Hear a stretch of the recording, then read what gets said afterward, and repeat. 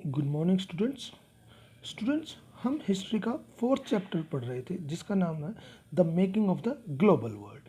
इसमें हमने silk route के रिगार्डिंग पढ़ा था, हमने फूड्स के रिगार्डिंग पढ़ा था कि किस तरह से फूड एक कंट्री से दूसरे कंट्री में ट्रैवल हुआ।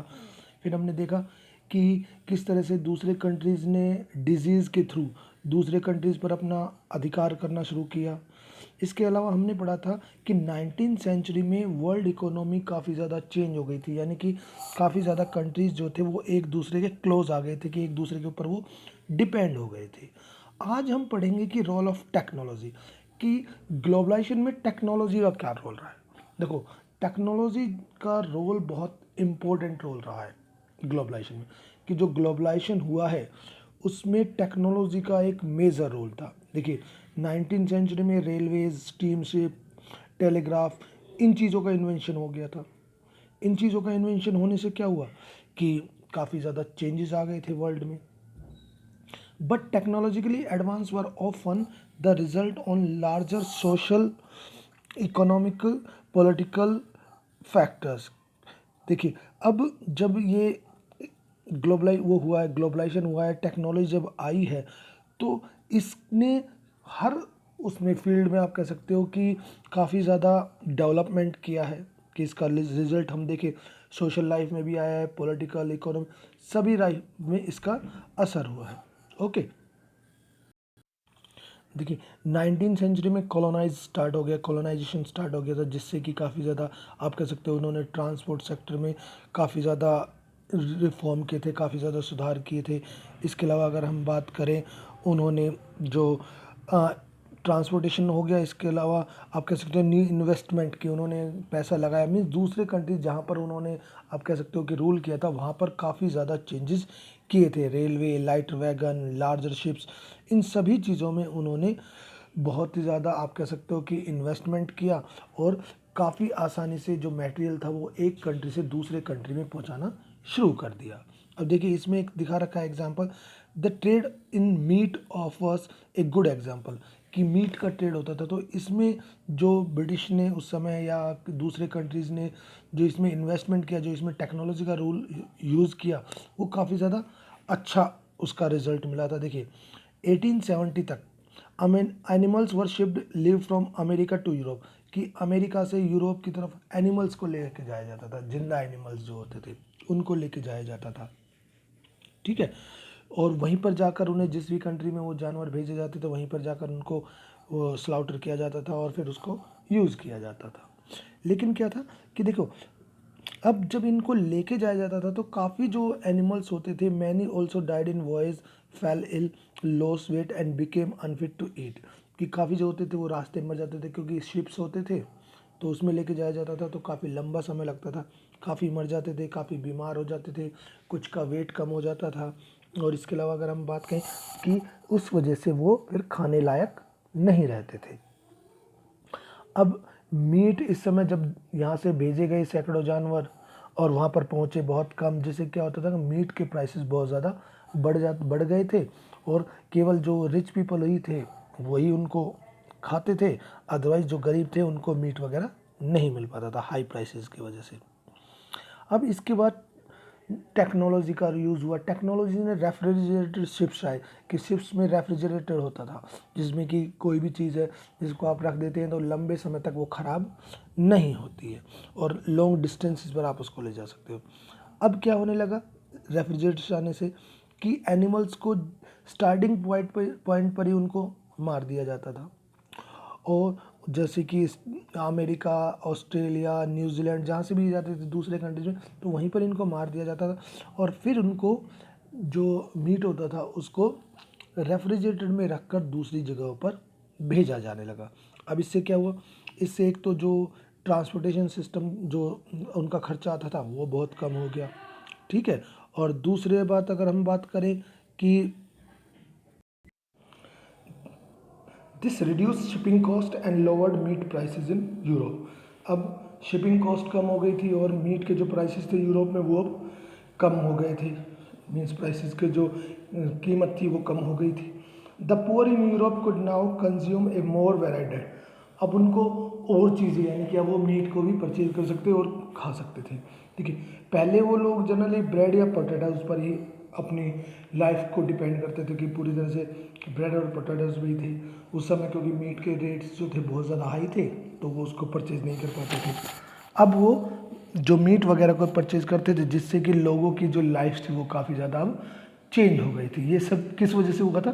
टेक्नोलॉजी आने से, कि टेक्नोलॉजी आने लगी, अब मीट ज़्यादा मात्रा में जाने लगा, पहले कम जाता था तो रेट्स हाई होते थे, डिमांड उस समय ज़्यादा थी, डिमांड अब भी उतनी थी, लेकिन अब लार्जर उस स्केल पर जो मीट वगैरह वहाँ पर पहुँचता था, जिससे कि उसके रेट्स कम हो गए थे। ओके, इसके बाद नेक्स्ट टॉपिक है लेट 19th सेंचुरी कॉलोनिज्म, कि 19th सेंचुरी के लास्ट में किस तरह से औपनिवेशवाद का जन्म हुआ। यानी कि अभी तक तो जनरली ट्रेड करते थे एक कंट्री दूसरे कंट्री से, अब क्या हुआ कि जो पावरफुल कंट्रीज थे वो अब जो थोड़े वीक कंट्रीज थे उनके ऊपर अपना रूल करने लग गए। जैसे कि हम इंडिया की बात करें कि इंडिया में जो ब्रिटिश आए थे वो यहाँ पर ट्रेड करने के लिए आए थे, बिजनेस करने के लिए आए थे, लेकिन धीरे धीरे उन्होंने यहाँ पर इंडिया के ऊपर अपना अधिकार जमा लिया था। ओके, तो late 19th century colonialism, trade flourished and market expanded in the late 19th century, कि 19th सेंचुरी के लास्ट में ट्रेड काफ़ी ज़्यादा बढ़ गया था, मार्केट बहुत ज़्यादा एक्सपेंड हो गई थी। But this was not only a period of expanding trade and increase prosperity, लेकिन ये केवल एक ट्रेड को फैलाने का वो नहीं था, पीरियड नहीं था। It is important to realise that there was a darker side to this process. अब इस प्रोसेस की जो ग्लोबलाइजेशन हो रहा था, इसका एक डार्केस्ट साइड भी थी। In many parts of the world, the expansion of trade and a closer relationship with the world economy also mean a loss of freedom and livelihoods, कि इसका एक दूसरा जो ट्रेड वगैरह बढ़ रहा था, जो कंट्रीज़ के बीच में क्लोज रिलेशनशिप, इसका एक दूसरा मीनिंग जो निकला कि अब जो कंट्रीज़ थे उनकी फ्रीडम खत्म हो चुकी थी, उनकी लाइवलीहुड जो थी, अर्निंग का जो वे था वो अब खत्म हो रहा था।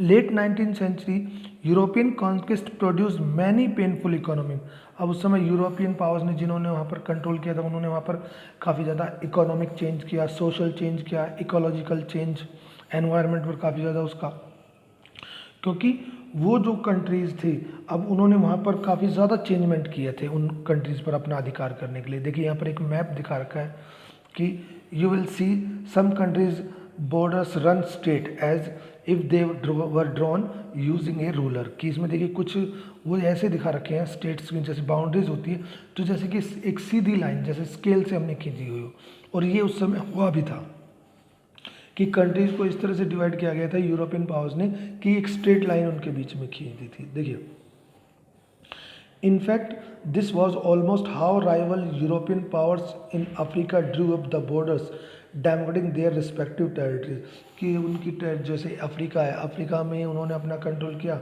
तो अफ्रीका को जब उन्होंने डिवाइड किया तो इस तरह से स्ट्रेट लाइन्स उनके बीच में खींच दी थी।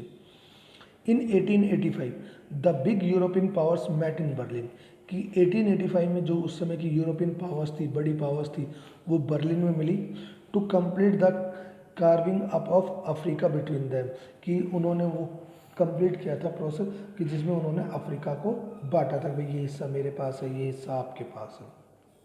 Okay, Britain and France made vast addition to their overseas territory, अब ब्रिटेन और फ्रांस उन्होंने दूसरे कंट्रीज़ पर अपना, आप कह सकते हो कि रूल करना शुरू किया। बेल्जियम और जर्मनी ये नई कॉलोनियल पावर्स हुई थी जो अपना आप को राइज कर रही थी, अपने आप को दूसरे कंट्रीज़ पर कंट्रोल करने के लायक बना रही थी। The US also became a colonial power, और उस समय यूरोप भी एक कॉलोनियल पावर बन चुकी थी, जो कि पहले जनरली हम बात करें कुछ पार्ट दूसरे के कंट्रोल में थी, अमेरिका भी, लेकिन अब इसने जब अमेरिका का प्रभाव बढ़ने लगा तो उसने स्पेन के कुछ पार्ट से स्पेन ने जो दूसरे कंट्रीज पर अपना अधिकार किया था उन पार्ट्स पर अपना अधिकार कर लिया। तो कहने का मतलब कि अब कॉलोनिज्म बढ़ने लग गया था, यानी कि जो कंट्रीज़ थे वो अब जो स्मॉलर कंट्रीज़ थे उनके ऊपर अपना अधिकार करना शुरू कर दिया। अब देखिए उनकी लाइफ पर किस किस तरह से असर पड़ा था। उनकी लाइफ पर अगर हम असर की बात करें तो काफ़ी ज़्यादा उन पर असर पड़ा था। देखिए सबसे पहला आ रहा है रिंडरपेस्ट और द कैटल प्लेग, की एक बीमारी थी रिंडरपेस्ट के नाम से जो कि जानवरों में होती थी।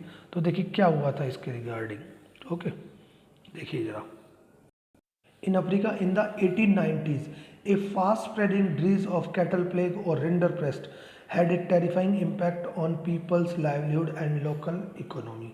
देखिए अफ्रीका में 1890 में एक बीमारी रिंडर पेस्ट या कैटल प्लेग आप उसको कह सकते हैं, बहुत तेज़ी से वहाँ के जानवरों में फैल गई, जिससे कि उनकी जो लाइवलीहुड थी वो पूरी तरह से ख़त्म हो गई, उनकी इकोनॉमी ख़त्म हो गई। मैं आपको बताता हूँ कि अफ्रीका के जो लोग थे वो अपने जानवरों के ऊपर डिपेंड थे। अब जानवरों में बीमारी फैल गई जिससे कि जानवर मारे गए। This is a good example of the widespread European imperial impact on colonise societies. ये दिखा रखा है कि एक एग्जाम्पल दिखा है कि किस तरह से यूरोपियन पावर्स ने जो जिन कंट्रीज पर अपना अधिकार किया वहाँ पर किस तरह का असर हुआ।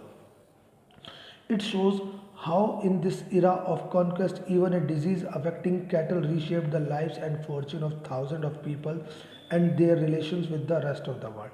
कि देखिए कि एक बीमारी ने जो जानवरों में फैली उससे किस तरह के जो लोगों का हज़ारों लोगों का जो भविष्य था वो किस तरह से चेंज हो गया था और किस तरह से वर्ल्ड के साथ उनके रिलेशंस को एक नई शेप में चेंज किया था।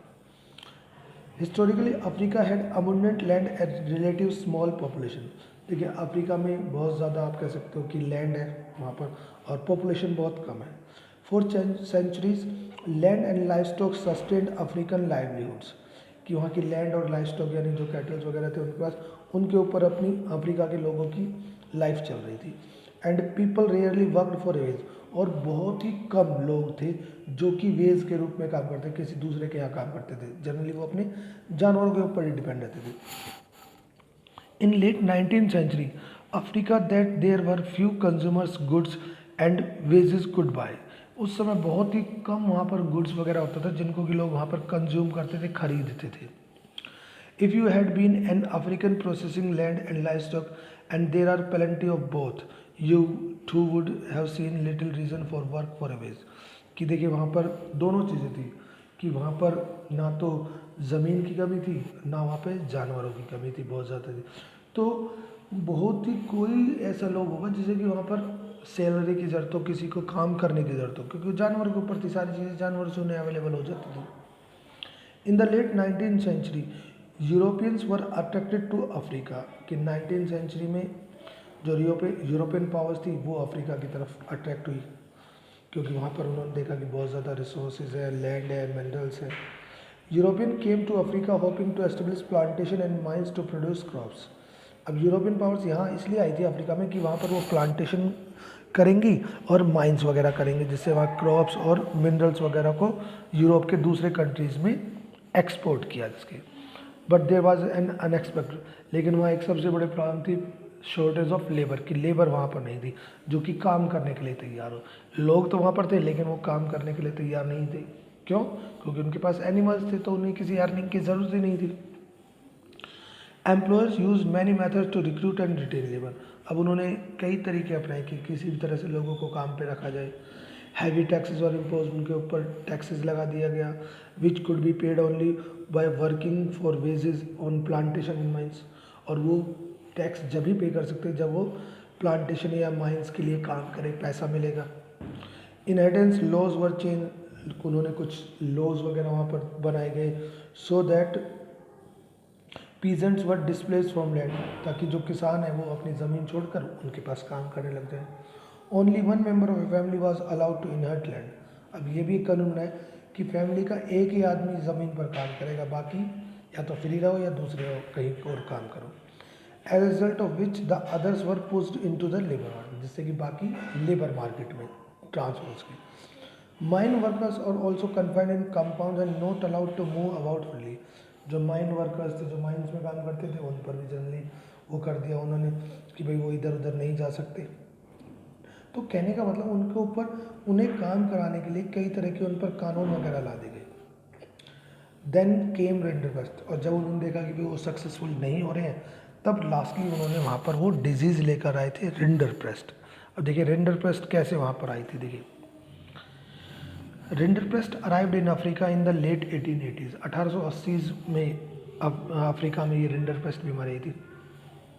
It was carried by infected cattle imported from British Asia to feed the Italian soldiers invading Antria in East Africa।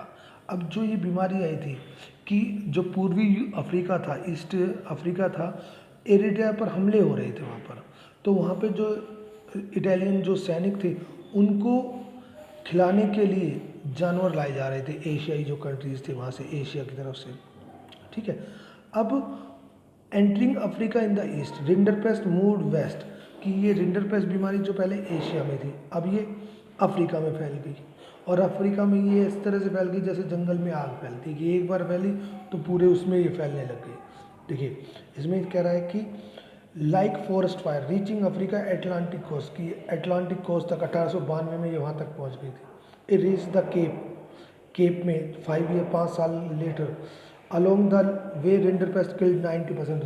अब रिंडरपेस्ट की वजह से जो वहाँ पर एनिमल्स थे उनमें से 90% एनिमल्स मर गए थे, जिससे कि लोग आप कह सकते हो कि अब बेरोज़गार हो गए थे, क्योंकि वो जानवरों के ऊपर थी डिपेंड थे, जानवर थे नहीं, तो वो पूरी तरह से उनकी लाइफ ख़राब हो गई थी। The loss of cattle destroyed African livelihoods, अब अफ्रीका के लोगों की जो लाइवलीहुड थी वो ख़त्म हो गई। Planters, mine owners and colony government now successfully monopolise what scarce cattle resources remained. अब जो वहाँ की कॉलोनियल पावर्स थी, प्लांटर्स या माइन ओनर्स थे, अब उन्होंने क्या किया, अब उन्होंने जनरली वहाँ पर गवर्नमेंट ने अपना अधिकार कर लिया और उनको मोनोपोलाइज कर लिया, यानी कि उन पर पूरी तरह से अपना अधिकार कर लिया, जिससे कि उनकी पावर वहाँ पर बढ़ गई और अफ्रीकन लोगों को अब वहाँ पर ज़बरदस्ती काम करने के लिए कहने लगे। कंट्रोल ओवर द स्केर्स, वहाँ के जो भी रिसोर्सेज थे उन पर उन्होंने अपना कंट्रोल कर लिया और इस तरह से उन्होंने अफ्रीका पर अपना अधिकार कर लिया। तो ये देखिए कि किस तरह से उन्होंने एक बीमारी के थ्रू वहाँ के लोगों पर किस तरह से असर पड़ा है। Okay students, thank you.